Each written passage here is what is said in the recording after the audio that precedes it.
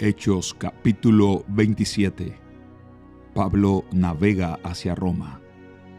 Cuando llegó el tiempo, zarpamos hacia Italia. A Pablo y a varios prisioneros más los pusieron bajo la custodia de un oficial romano llamado Julio, un capitán del regimiento imperial. También nos acompañó Aristarco, un macedonio de Tesalónica.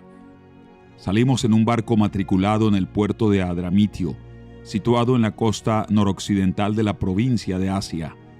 El barco tenía previsto hacer varias paradas en distintos puertos a lo largo de la costa de la provincia. Al día siguiente, cuando atracamos en Sidón, Julio fue muy amable con Pablo y le permitió desembarcar para visitar a sus amigos, a fin de que ellos pudieran proveer a sus necesidades. Desde allí nos hicimos a la mar y nos topamos con fuertes vientos de frente que hacían difícil mantener el barco en curso, así que navegamos hacia el norte de Chipre, entre la isla y el continente. Navegando en mar abierto, pasamos por la costa de Cilicia y Panfilia y desembarcamos en Mira, en la provincia de Licia. Allí el oficial al mando encontró un barco egipcio de Alejandría con destino a Italia y nos hizo subir a bordo. Tuvimos que navegar despacio por varios días y, después de serias dificultades, por fin nos acercamos a Gnido.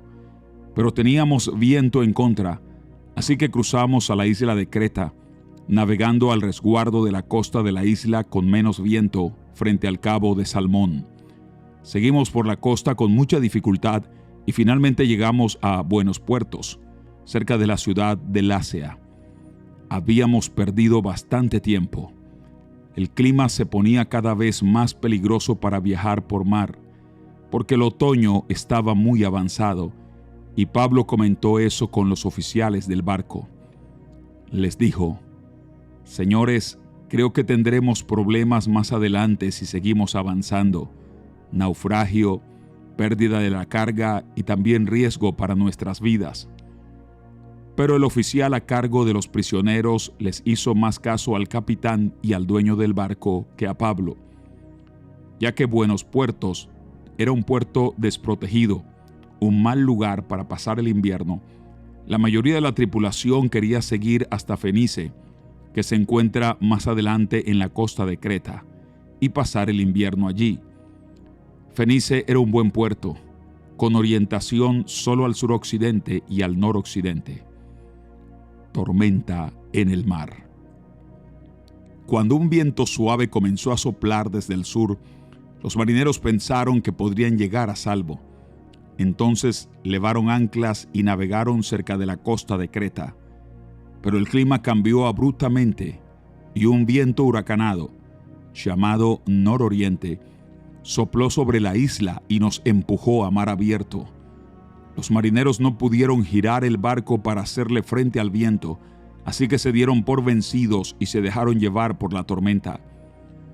Navegamos al resguardo del lado con menos viento de una pequeña isla llamada Cauda, donde con gran dificultad subimos a bordo el bote salvavidas que era remolcado por el barco. Después los marineros ataron cuerdas alrededor del casco del barco para reforzarlo. Tenían miedo de que el barco fuera llevado a los bancos de arena de Sirte, frente a la costa africana, así que bajaron el ancla flotante para disminuir la velocidad del barco y se dejaron llevar por el viento. El próximo día, como la fuerza del vendaval seguía azotando el barco, la tripulación comenzó a echar la carga por la borda. Luego, al día siguiente, hasta arrojaron al agua parte del equipo del barco. La gran tempestad rugió durante muchos días, ocultó el sol y las estrellas, hasta que al final se perdió toda esperanza. Nadie había comido en mucho tiempo. Finalmente, Pablo reunió a la tripulación y le dijo: «Señores, ustedes debieran haberme escuchado al principio y no haber salido de Creta. Así se hubieran evitado todos estos daños y pérdidas. Pero anímense, ninguno de ustedes perderá la vida, aunque el barco se hundirá. Pues anoche un ángel del Dios a quien pertenezco y a quien sirvo estuvo a mi lado y dijo: Pablo, no temas, porque ciertamente serás juzgado ante el César. Además, Dios, en su bondad, ha concedido protección a todos los que navegan contigo. Así que anímense, pues yo le creo a Dios. Sucederá tal como Él lo dijo, pero seremos náufragos en una isla. El naufragio. Como a la medianoche de la 14ª noche de la tormenta, mientras los vientos nos empujaban por el mar Adriático, los marineros presintieron que había tierra cerca. Arrojaron una cuerda con una pesa y descubrieron que el agua tenía 37 metros de profundidad. Un poco después, volvieron a medir y vieron que solo había 27 metros de profundidad. A la velocidad que íbamos, ellos tenían miedo de que pronto fuéramos arrojados contra las rocas que estaban a lo largo de la costa, así que echaron 4 anclas desde la parte trasera del barco y rezaron que amaneciera. Luego los marineros trataron de abandonar el barco. Bajaron el bote salvavidas como si estuvieran echando anclas desde la parte delantera del barco. Así que Pablo les dijo al oficial al mando y a los soldados: «Todos ustedes morirán a menos que los marineros se queden a bordo». Entonces los soldados cortaron las cuerdas del bote salvavidas y lo dejaron a la deriva.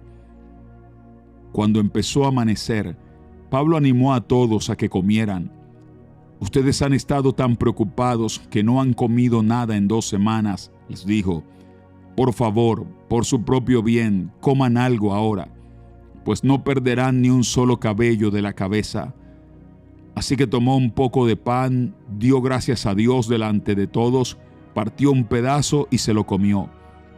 Entonces todos se animaron y empezaron a comer, los 276 que estábamos a bordo. Después de comer, la tripulación redujo aún más el peso del barco echando al mar la carga de trigo. Cuando amaneció, no reconocieron la costa, pero vieron una bahía con una playa y se preguntaban si podrían llegar a la costa haciendo encallar el barco. Entonces cortaron las anclas y las dejaron en el mar. Luego soltaron los timones, izaron las velas de proa y se dirigieron a la costa. Pero chocaron contra un banco de arena y el barco encalló demasiado rápido.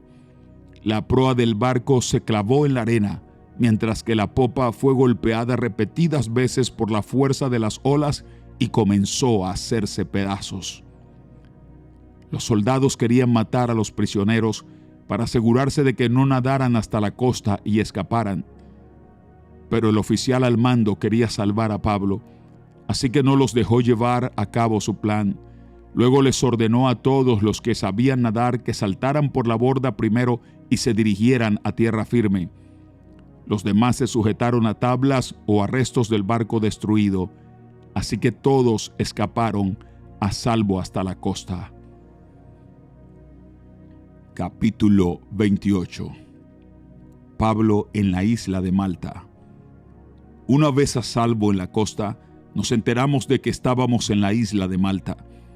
La gente de la isla fue muy amable con nosotros. Hacía frío y llovía. Entonces encendieron una fogata en la orilla para recibirnos. Mientras Pablo juntaba una brazada de leña y la echaba en el fuego, una serpiente venenosa que huía del calor lo mordió en la mano. Los habitantes de la isla, al ver la serpiente colgando de su mano, se decían unos a otros: «Sin duda, este es un asesino. Aunque se salvó del mar, la justicia no le permitirá vivir». Pero Pablo se sacudió la serpiente en el fuego y no sufrió ningún daño. La gente esperaba que él se hinchara o que cayera muerto de repente.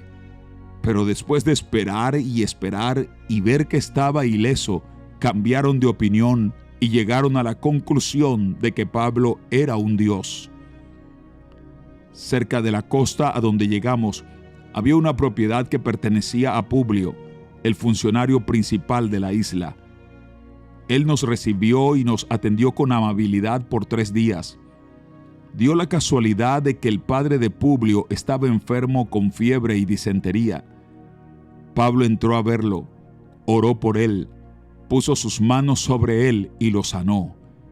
Entonces todos los demás enfermos de la isla también vinieron y fueron sanados.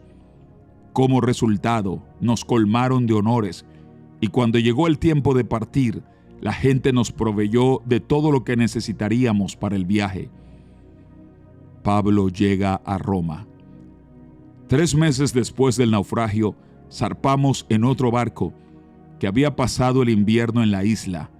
Era un barco de Alejandría que tenía como figura de proa a los dioses gemelos. Hicimos la primera parada en Siracusa, donde nos quedamos 3 días. De allí navegamos hasta Regio. Un día después, un viento del sur empezó a soplar, de manera que al día siguiente navegamos por la costa hasta Puteoli. Allí encontramos a algunos creyentes, quienes nos invitaron a pasar una semana con ellos, y así llegamos a Roma. Los hermanos de Roma se habían enterado de nuestra inminente llegada y salieron hasta el foro por el camino Apio para recibirnos. En las 3 tabernas nos esperaba otro grupo. Cuando Pablo los vio, se animó y dio gracias a Dios. Una vez que llegamos a Roma, a Pablo se le permitió hospedarse en un alojamiento privado, aunque estaba bajo la custodia de un soldado. Pablo predica en Roma bajo custodia. 3 días después de haber llegado, Pablo mandó reunir a los líderes judíos locales. Les dijo: «Hermanos, fui arrestado en Jerusalén y entregado al gobierno romano, a pesar de no haber hecho nada en contra de nuestro pueblo ni de las costumbres de nuestros antepasados. Los romanos me llevaron a juicio y querían ponerme en libertad, porque no encontraron ninguna causa para condenarme a muerte.